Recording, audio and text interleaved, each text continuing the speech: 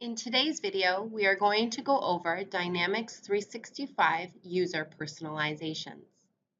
We're going to navigate to Customers, and we're going to edit the customer grid. We have two options here.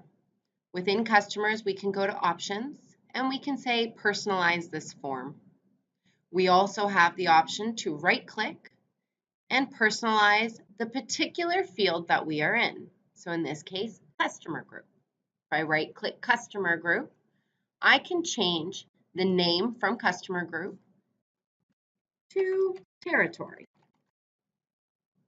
I can also choose to hide this field, skip a field in tab sequence, or don't be able to edit. Skipping a field in tab sequence would be a nice tool within something like a sales order, where not all fields are applicable to your organization, and you want to make a faster process to enter those orders. As you can see right away, it changes it to territory. If I personalize this form, I have the ability to select which forms I want to personalize by clicking. I can also select move, and that would allow me to move a range of them around. I can make it non-visible. I can also do the tab sequence and make it not editable. Another nice feature is adding new fields.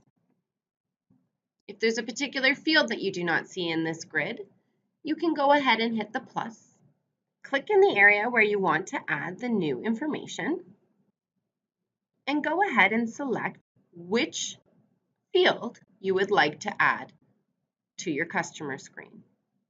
All fields available are related to customers.